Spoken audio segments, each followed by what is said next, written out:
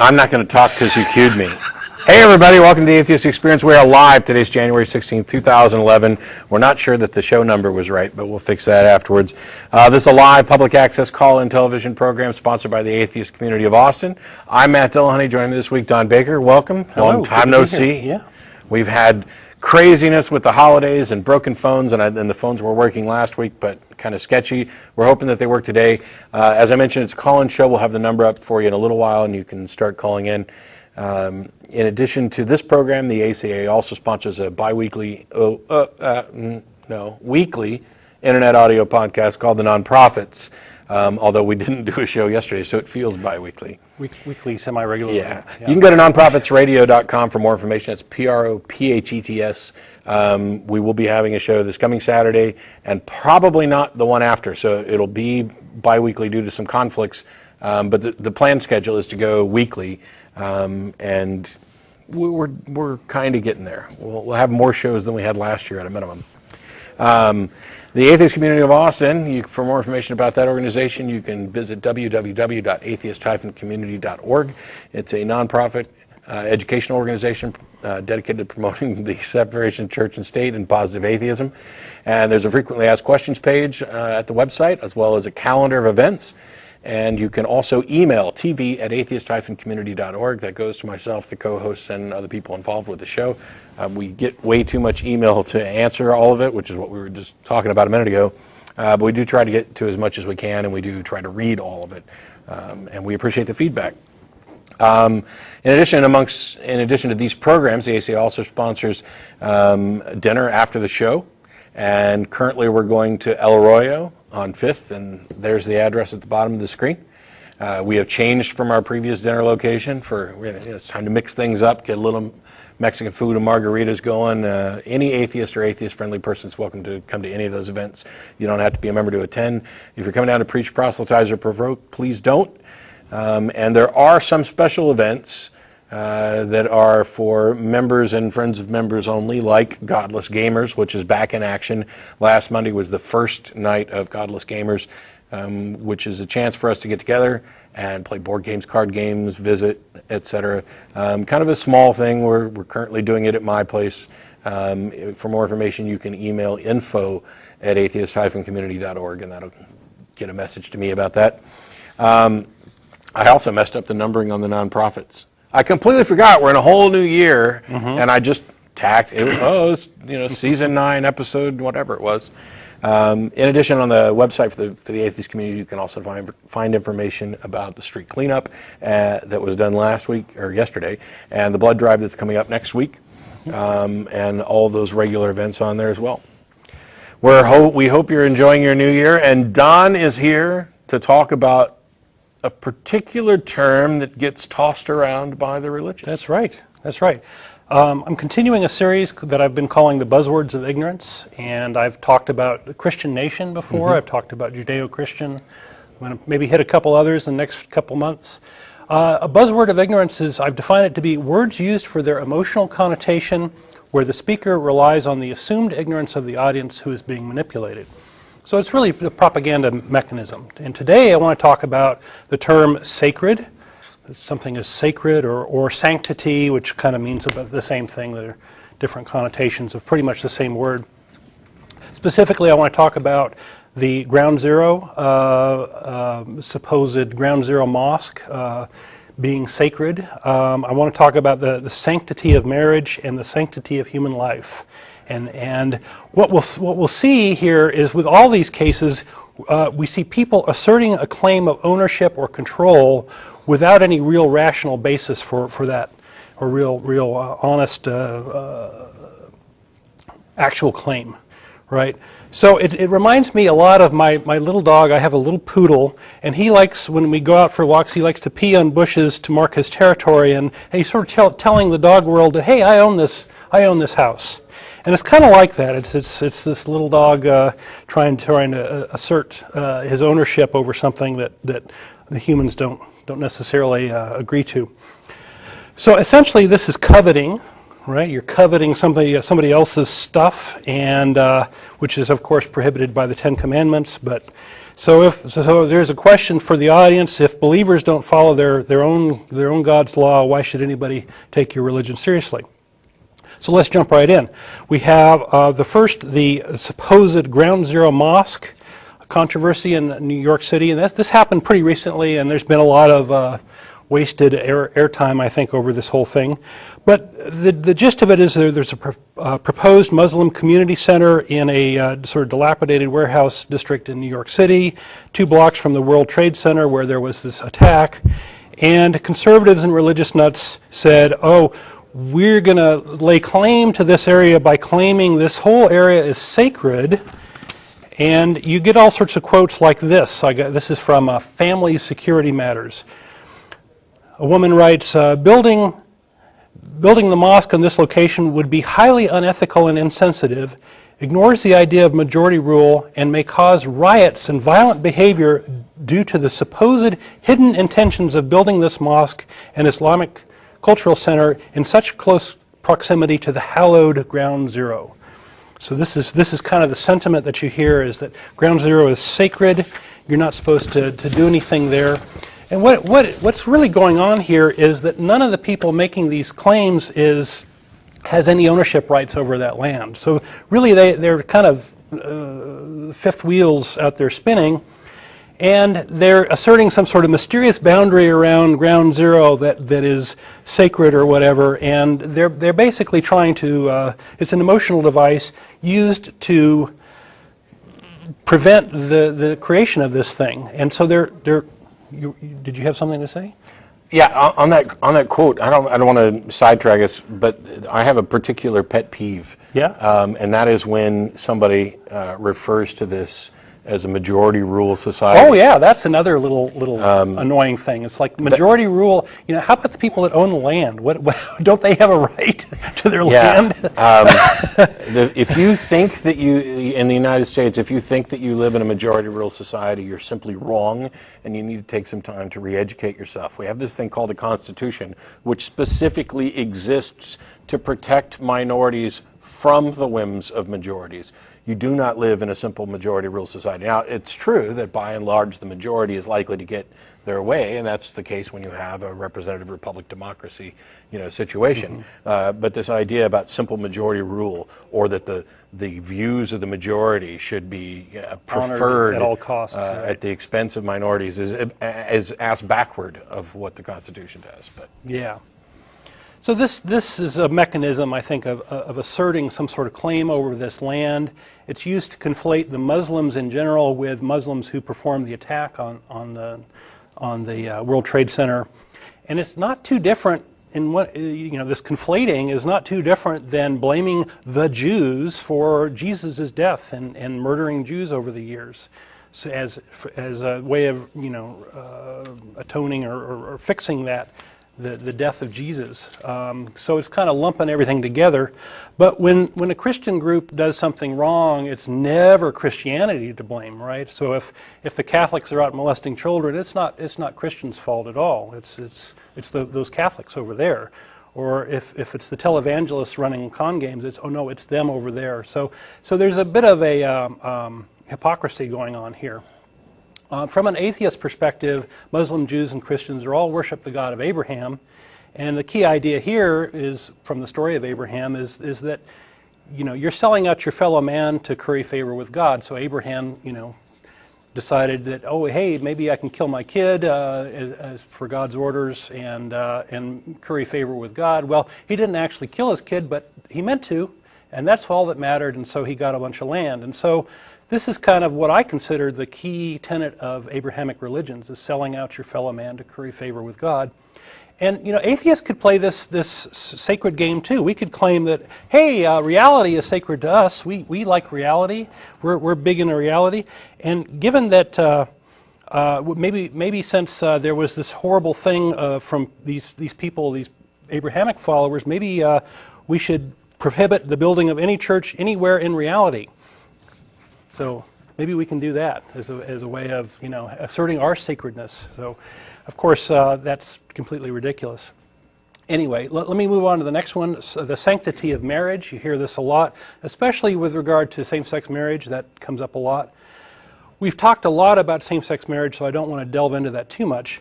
But this is mostly an excuse to meddle in the private relationships of others, as far as I can tell. And we've talked, so there's this claim that God instituted marriage and only His pattern is to be followed. Here's one quote. "It needs to be protected because nobody can separate man from woman joined by God," which I think is just hilarious because it's a complete non sequitur, right? If God is unable, if you can't separate a pair of people who are joined by God, then why does it need protection? So I can't figure that out. Here's another quote from a position paper on the sanctity of marriage.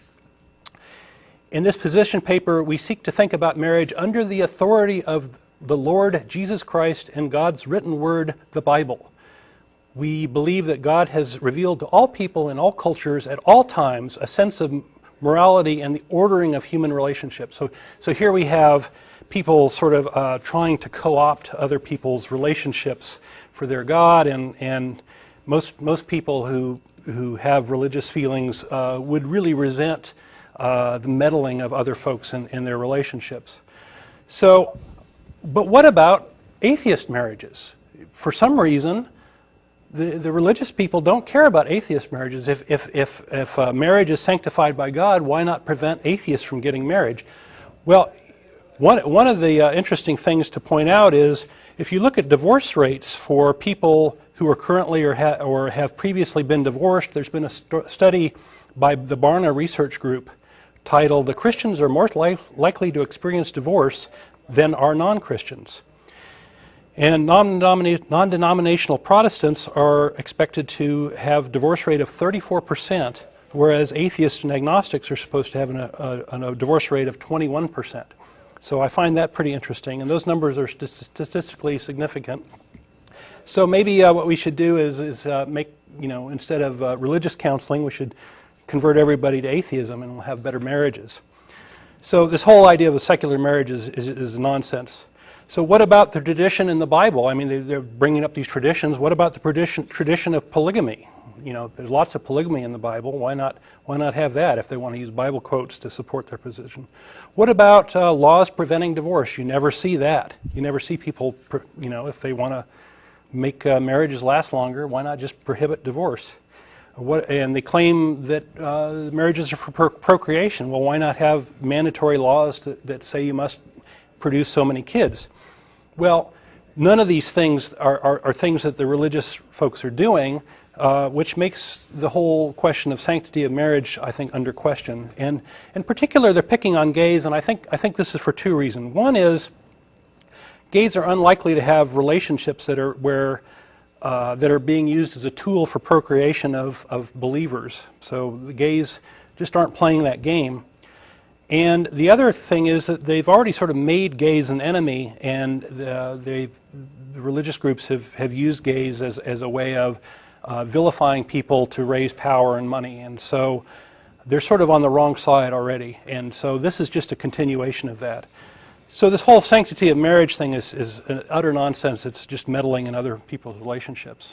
To your point about, why not just make divorce illegal, it may be the case that the reason that non-denominational Protestants have a higher divorce rate than, for example, other Christians is because there are Christian denominations where divorce is roughly the religious equivalent of illegal. That's right. You're just not. That's right. It's not an option. It's not discussed. It's not granted. Yeah, and the number for Catholics is a good bit lower. And yeah. that's certainly one area where.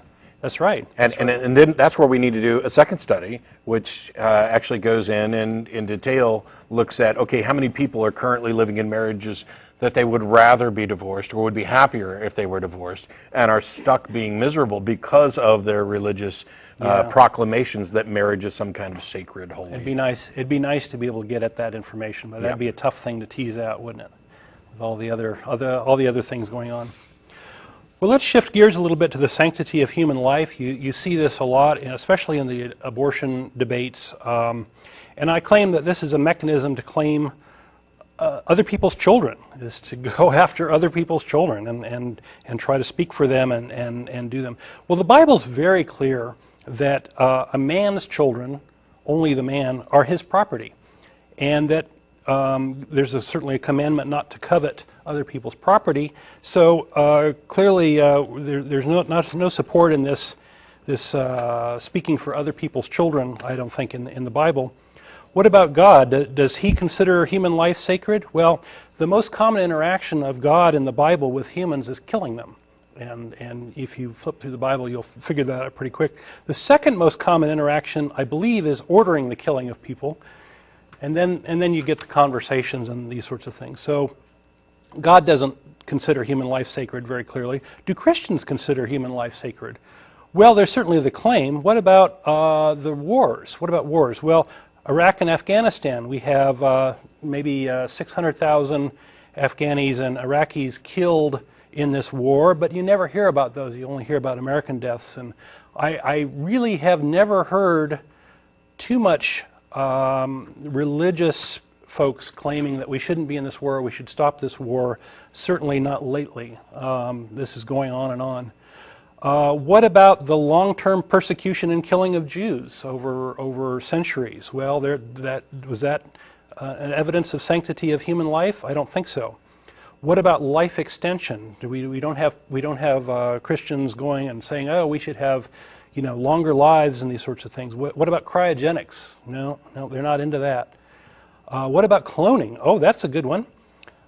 Sanctity of human life. We can make more life. But it turns out there's religious prohibitions against cloning. And it's not for the reason you think. The reason, let me have a little diversion here, that the religions don't like cloning, is that cloning renders ridiculous the concept of the soul. So think about it. If I get cloned, either my clone has no soul, right, in which case we're creating soulless people running around like little zombies or whatever. And what happens when they turn out to be believers and they want to eat the crackers at communion, and they happen to behave morally just like everybody else? Well, then the whole religion concept that these people are different somehow kind of gets flushed down the toilet. The same sort of thing happened with IVF, in vitro fertilization, that they thought that these people wouldn't have souls, this sort of thing. What if my clone shares my soul? Well, what happens here is if he gets cloned and somebody else gets cloned, we got a whole string of people that supposedly share the same soul, and I'm no longer responsible for, or my soul is no longer responsible for what I do, right? So if I die, then I could be punished for all eternity for what my clone does, right? So this whole idea of responsibility goes out the window. Well, what if our clone has a soul? Well, then that puts humans in control of creating souls, and so it takes God out of the picture. So no matter how you slice this, the whole idea of soul is rendered silly by cloning. So that's why the religions hate that. So returning to the sanctity of human life, what's really going on? Well, religions want to co-opt reproduction to make more potential believers. It's that simple. We know, everybody knows and everybody admits that God can't make more followers, otherwise he'd do that. So reproduction has to be co-opted, and especially the womb, which is pretty magic, what goes on in there. And that, if you can co-opt that, you can do pretty well as far as making more believers. So, and finally, the religions aren't able to control their own flock. They can't do it through their own religious strictures, so they have to use secular laws to create more believers, and I think that's a real travesty. So, the point here is that human life is sacred to the extent that the life has some benefit to religion. If you're old and have a lot of money, then maybe your life is they want to have you as a believer. If you're an Iraqi who happens to be Muslim, who cares? That's kind of how it works out. So I've talked about the sanctity of life, of marriage, of the World Trade Center, and it's just a mechanism to control or assert ownership over something else, and when you don't really have any basis for that assertion. So that's my deal. Please call in and expand on this or whatever. Tell me if I'm wrong. So we have a lot of callers already, don't we? Yep, we got them lined up, and there's like 40 minutes left in the show. As a reminder, let me get this out of the way just in case we get tied up with calls and I don't get to. We'll be going to dinner after the show. I mentioned it before. The dinner place has changed to El Arroyo. They'll pop the address up later. I want to make sure that we announce that because otherwise people end up going to Threadgills or wherever we've been in the past. So Yeah, we like meeting our audience, so come on down. all right, so we've got on for Greg in Pittsburgh. How are you? Hey guys, really enjoy the show. I was listening last week, and I think it was Jess and Russell who were on, and they made a comment about Stephen Hawking and how he sort of has an idea about what happened, quote unquote, before the Big Bang. We're having a little trouble hearing you with the feedback. Can you tell us what Stephen Hawking said again? Jeff made an appeal to Stephen Hawking along the lines of that is doing kind of bad. Oh boy. So try and sum it up real quick what the beef is, because we're having an issue with the phone where we're getting a feedback again. Yeah, if you have your TV on, turn off the volume of the TV. Now, what I got here on the notes that they took beforehand is that you have you've got a beef with Stephen Hawking because he made a statement like M theory is just a theory. Well, yeah, because we make a very big deal about how evolution is not just a theory, and yet, theory means so much more when it comes to science. And Right. yet, when you talk about M theory and string theory, those are complete nonsense. I mean, they're not falsifiable in any way.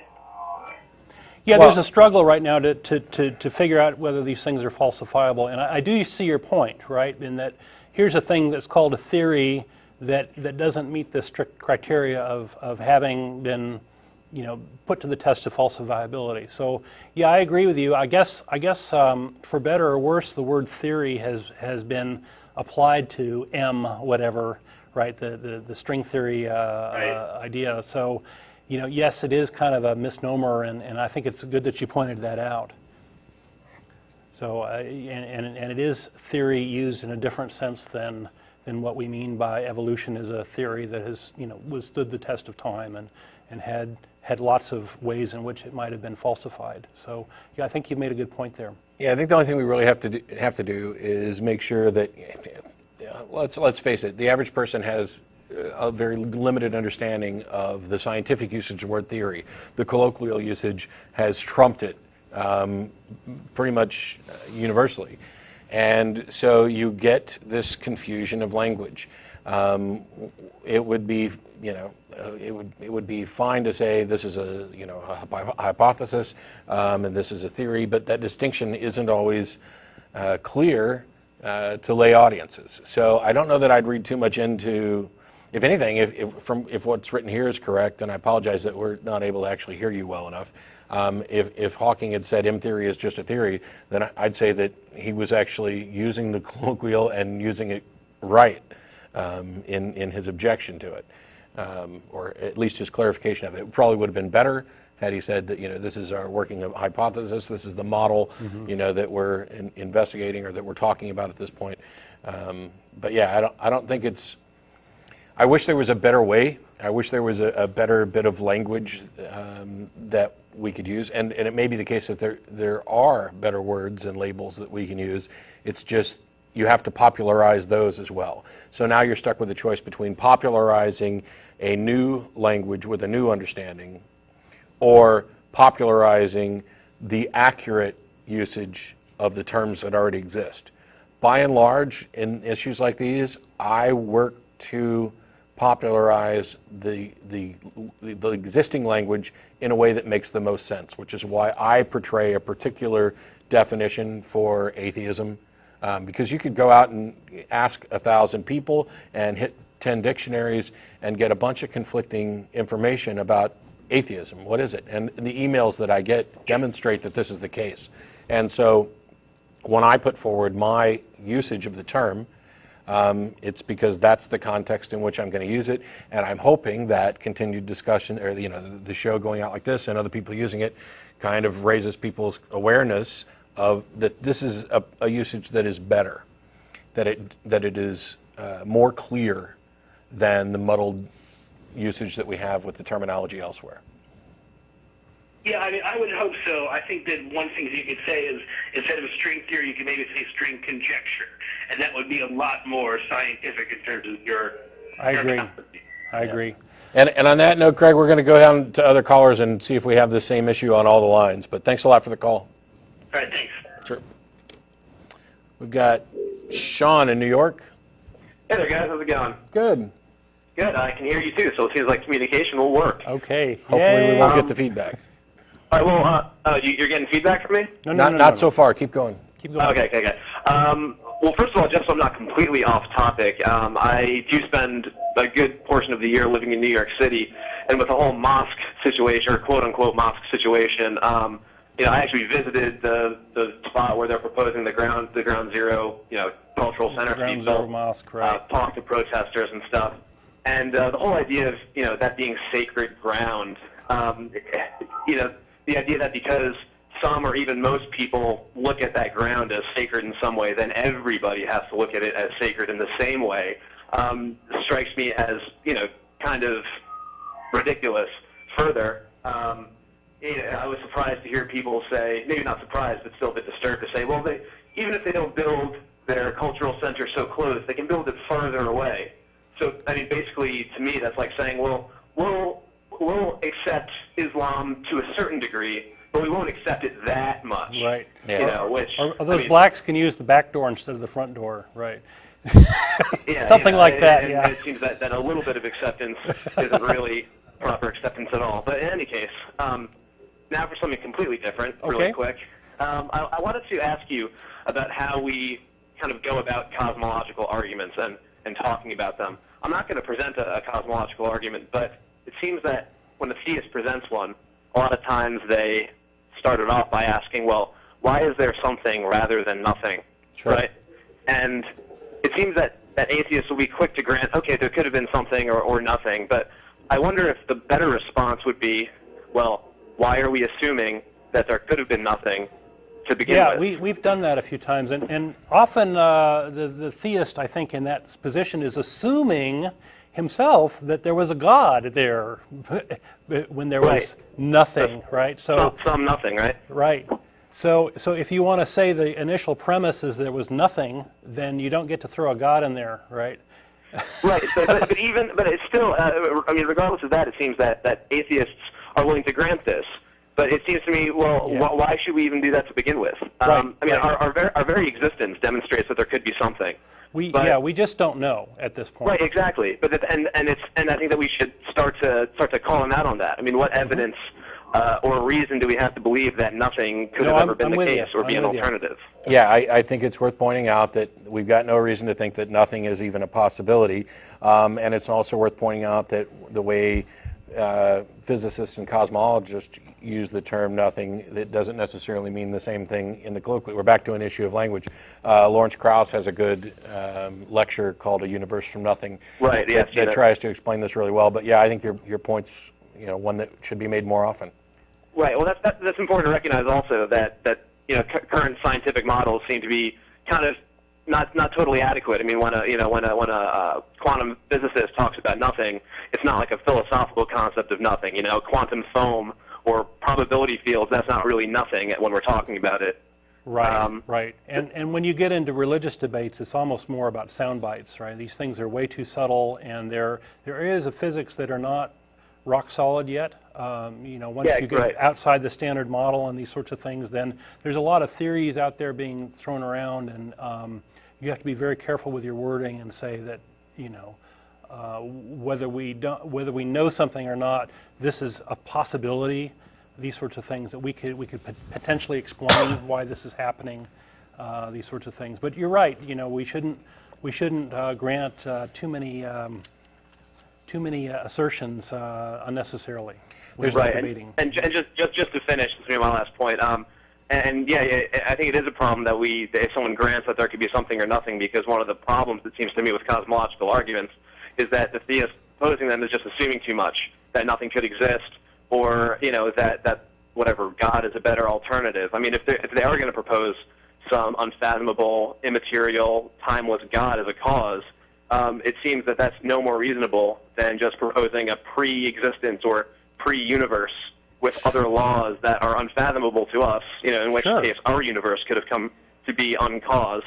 Again, that might not make sense to us, but that's no more impossible to imagine than this God that they're proposing. Yeah. So, There's- why go for the It's an attempt to supernatural define explanation when we God. could settle for an unfathomable naturalistic one? Right. It's an attempt to define God into existence is really what it is, right? There's something else that's gone on. There were apologists who were running around jumping all over this atheists believe that everything came from nothing issue. And early on, when this was becoming popular, there were many of us who said, nobody's proposing that everything came from nothing. And then, of course, real physicists began offering Plausible explanations, right? Well, I mean, if you read Vic Stinger and others, using the physics understanding of nothing, they actually began to posit that everything could have come from nothing. And then you get this equivocation fallacy between what they mean by nothing and what the apologists mean by nothing. Right. And it creates kind of this mess, this right? mess where you really can't even talk about it because, I don't remotely pretend to grasp the things that Krauss and Stinger and others and Hawking have talked about, but which is why I think I like your take on it even more, which is where do you get off assuming that nothing is even possible? It seems to me entirely plausible that something may have always existed in some form or another, and then you can continue down that trail to talk about when we talk about the universe from the conjectured Big Bang forward. What we're really talking about is the current presentation of the local universe that we experience. We have no way of positing what came before, or even if before is a valid concept to go with that. So, Yep. Right. Yeah. Ultimately, I think we have to agree with Wittgenstein in that where we don't know, we just have to remain silent. yeah, that would be better. But we should keep looking as well. Right. So, Sure. Absolutely. all right. Thanks, John. I appreciate it. All right. Thanks, guys. Take care. We've got Julie in Brooklyn. How are you? Hey, what's going on? Not a lot. Hey, I just want to say, Matt, I love it when you go, no, you're done. I think that's so hilarious. Is that how you'd like this call to end? No, that's not why I called in. But Oh, okay. Because I'll do it for you if you really want. I'm having a hard time hearing. All right, anyway, I just want to talk about the whole zodiac bullshit that's been going on this week. Like, everybody... We're having trouble hearing you again, so you're going to have to make this brief. I'm sorry. Yeah, I just want to ask, people going ballistic over the whole zodiac thing. It's not like something you're indoctrinated with from an early age. So how do people get drawn to these things? How do they believe in them? Otherwise intelligent people, and even people who are atheists, and why is it why they go apeshit over, when they find out that the Earth is tilted, a few degrees the other way, Right.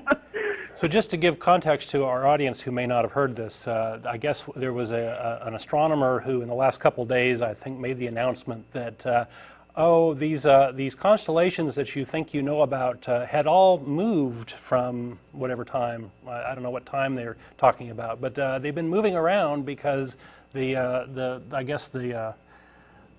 Earth wobbles like a top, and the constellations move around, and so he basically threw a big monkey wrench into this this horoscope idea that the location of your birth gives you this personality, or the time of your birth. Actually, he didn't. He didn't? And this isn't news.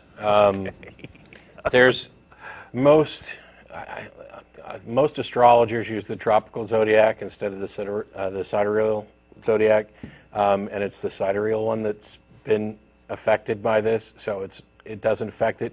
Not to mention the fact that, of course, this is all nonsense in the first place. I was going to ask if you were defending astrology. No. I'm just saying that this is a prime example of the news reporting something that isn't news, and a bunch of people who have no idea what they're talking about spinning it up into even more than it is. And it's particularly ironic because even if it did impact something, if it did impact astrology is such a load of horse manure that it's not even really worth kind of wasting time on.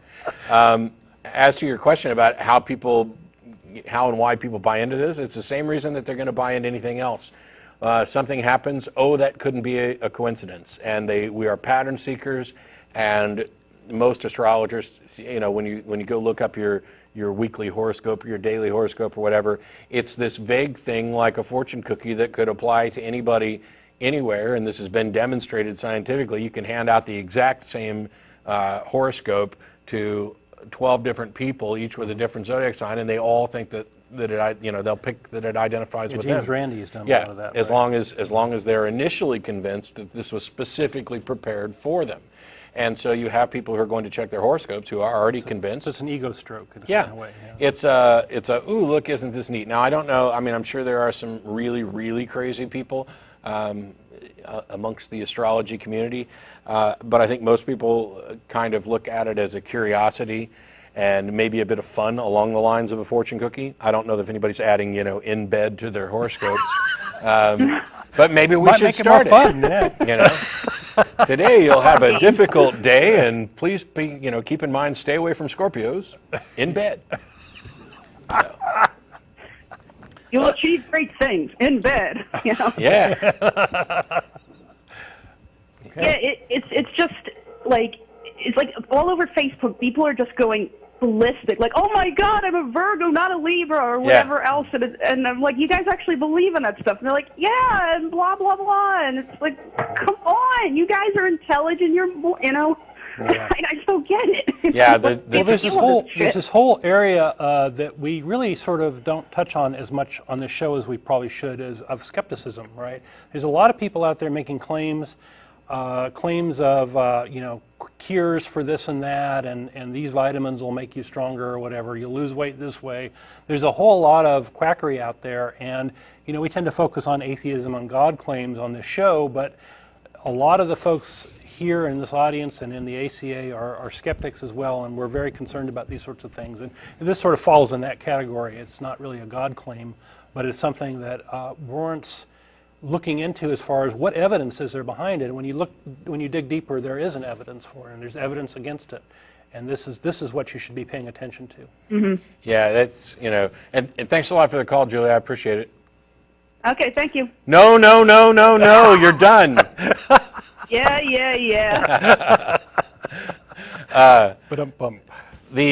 It's worth mentioning, though, that, we get a lot of email. We focus, as John pointed out, we focus on atheism. We talk about atheism. We talk about religion a lot.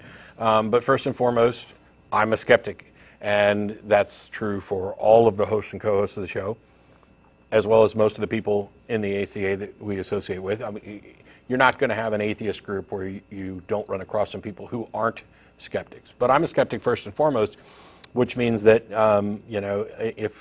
if the God claims were borne out by evidence, then I would change my mind. This isn't some, no, that's dogmatic position, impossible. Right? The reason that I focus on atheism primarily is because, first of all, despite people's claims to the contrary, I think that a proper application of skepticism when viewing religious claims does necessarily lead to atheism.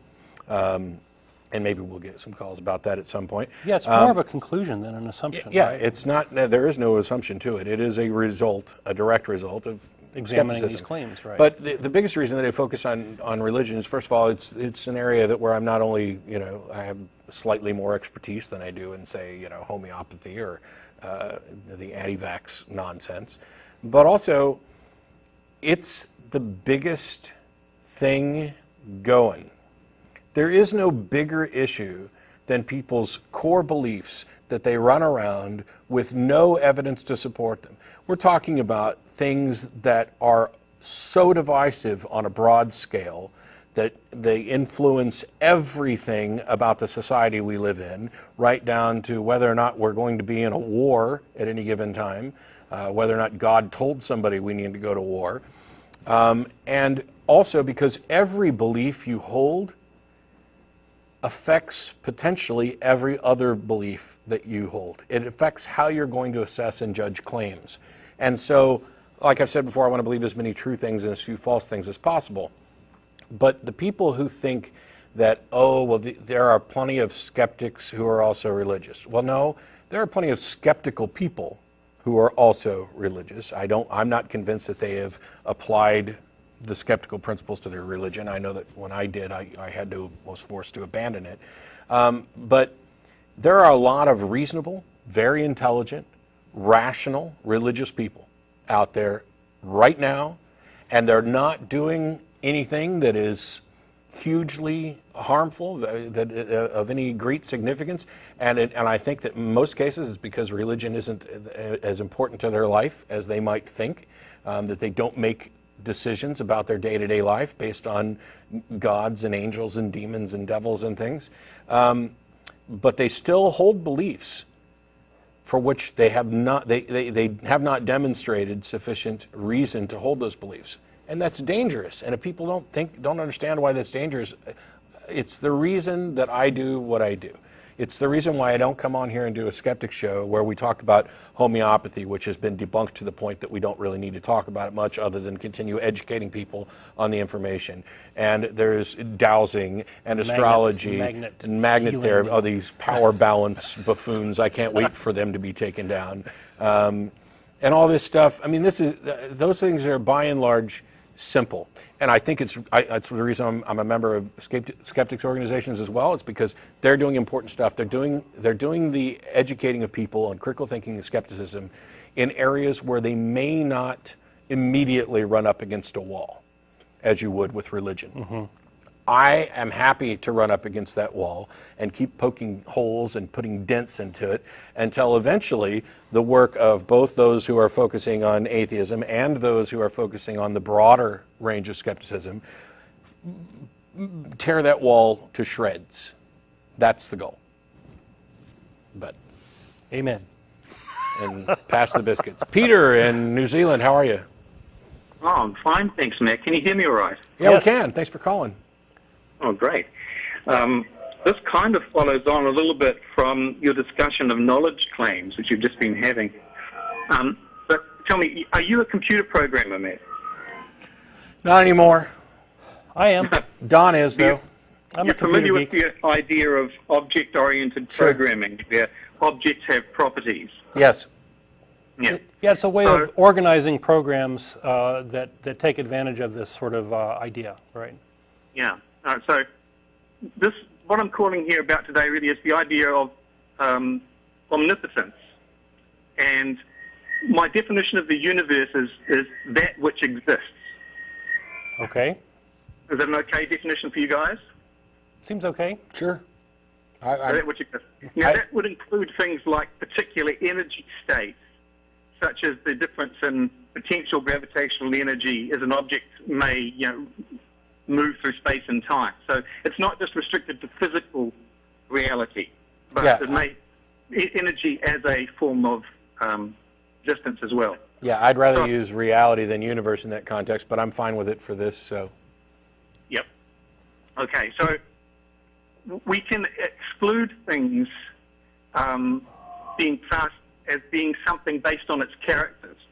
So, for example, a complete cup, like one of those coffee cups you guys have got, whatever else it could be called, like a mug, say, it can't be a complete cup if it can't have water saved in it, for example.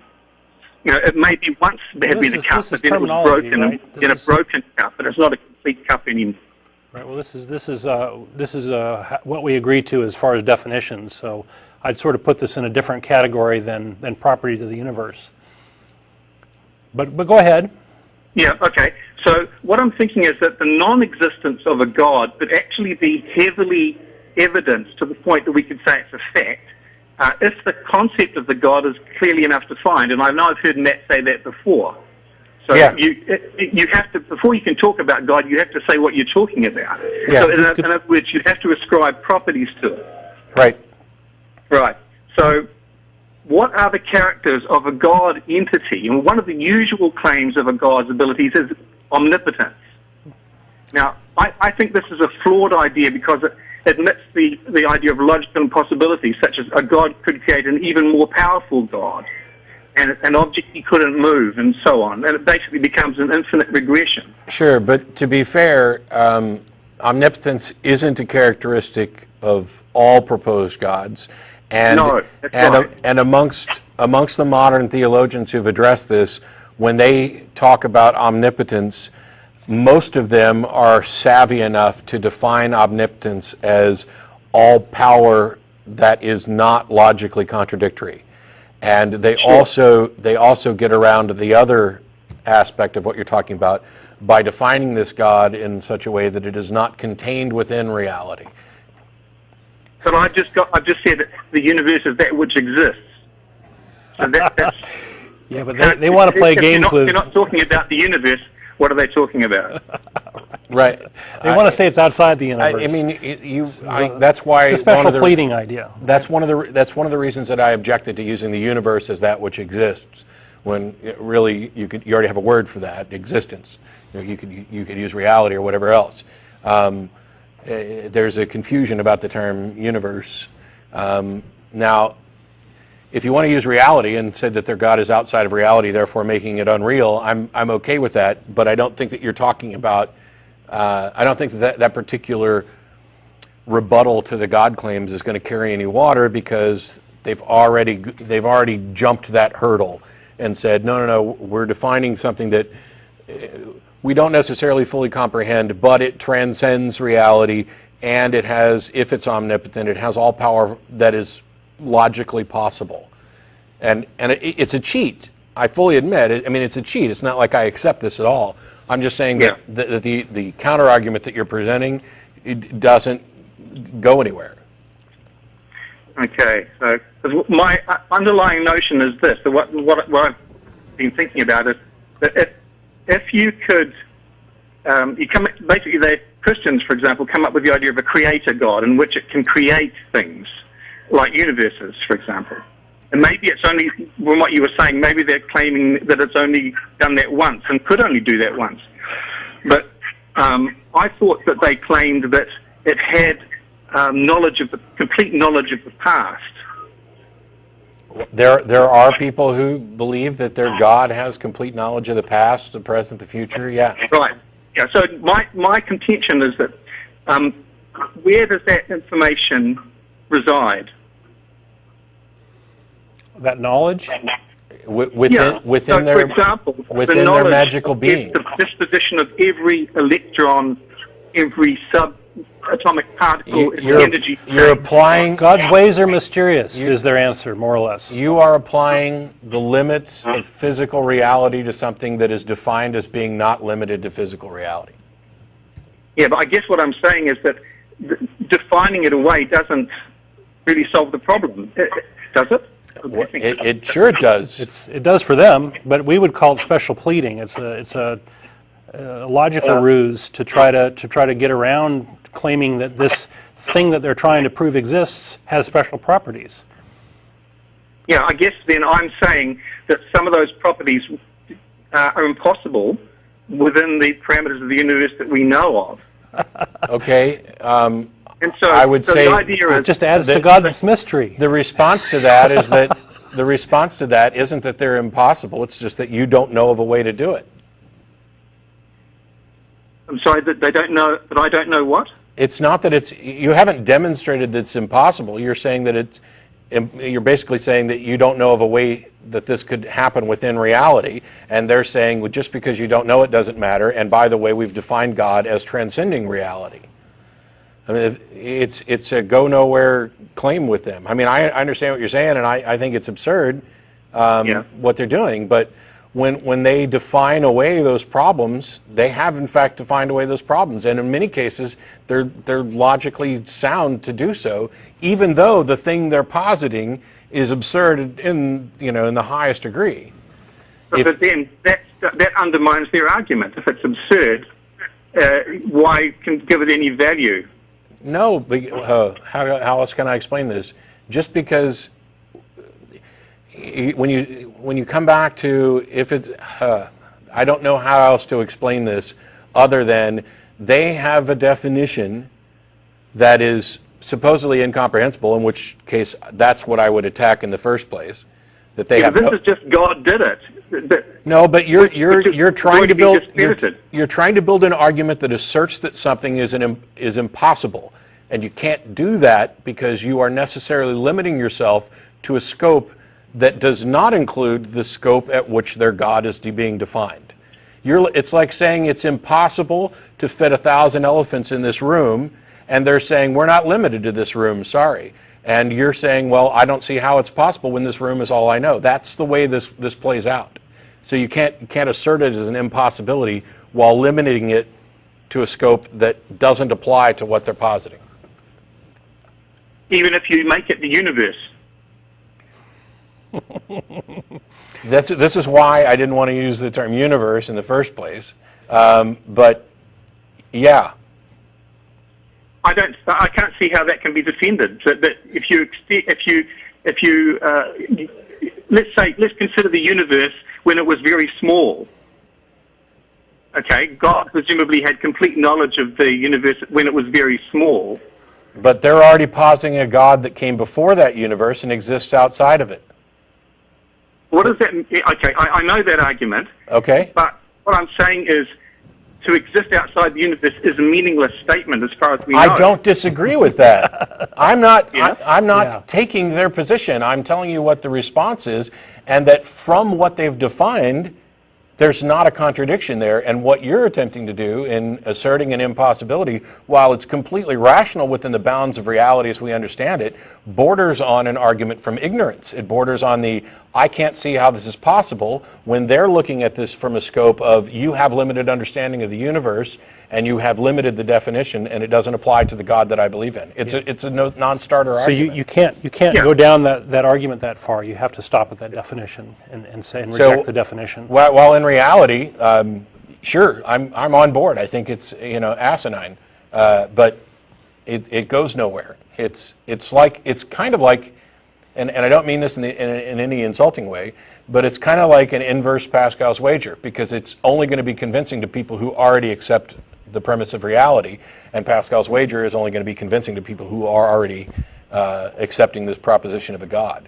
So I don't see that this argument is going to be any more for people of an opposing worldview, any more impactful to those people than Pascal's wager would to somebody who understands it. It's because they've convinced themselves that they either directly themselves have a greater understanding of the full nature of reality that you are not able to perceive, or they just willingly accept that there is a God who has this understanding, and they take that on faith. And after that, everything else just gets chucked aside.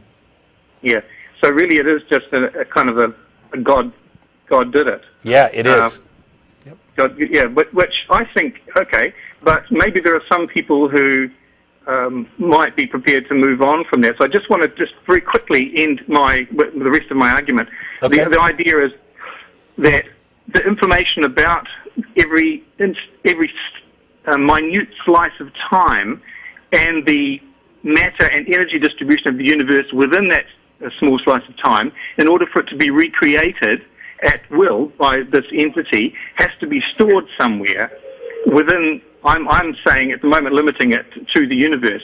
So I'm asserting, I'm still not 100% convinced on this myself, but I'm asserting that there's only one thing which is big enough to hold all the information about the universe, and that is the universe itself.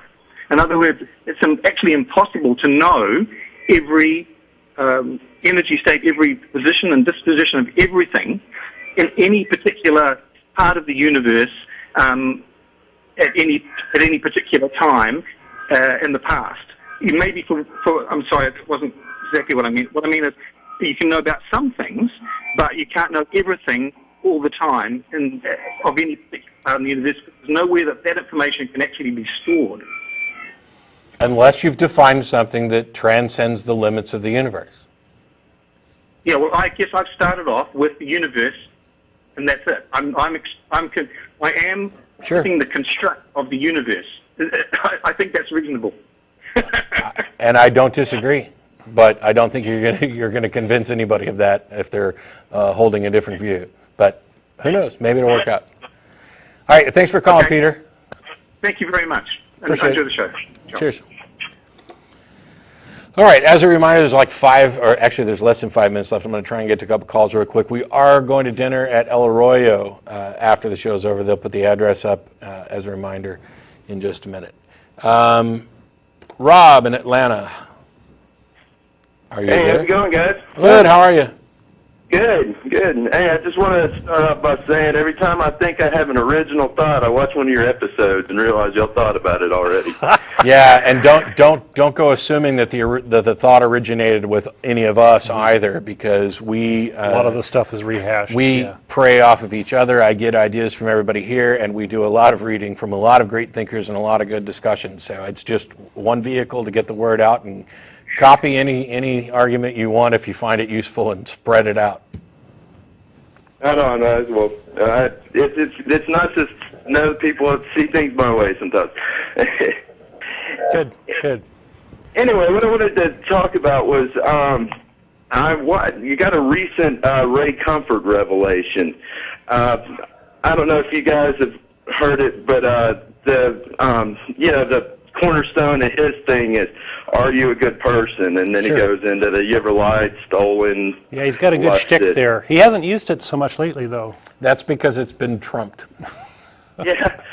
Okay. Well, I was just going to say, if he ever tries to use it again, I was wanting to give people a tip. Ask him to define what good is, because I recently saw a video where he actually said that good means perfect. Oh, okay.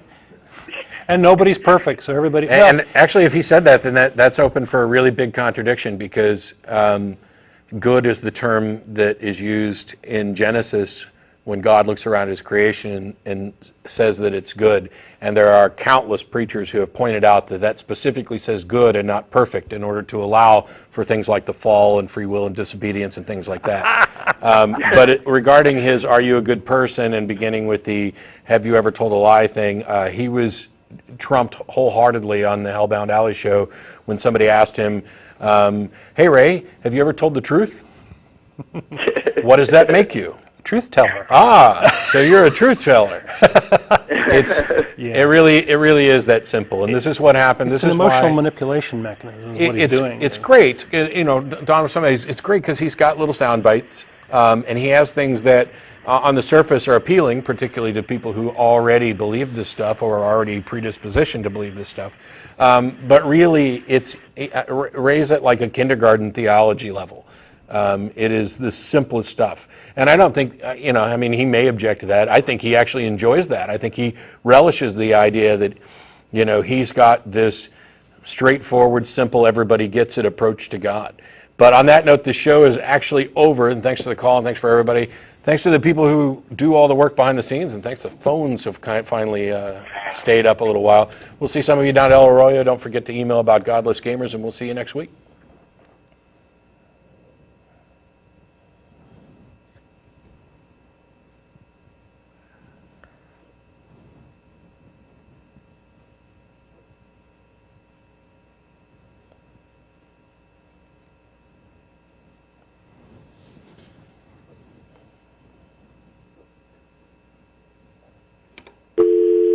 Well, we lost Greg. Luca? Hello. Hey, what's up, Matt?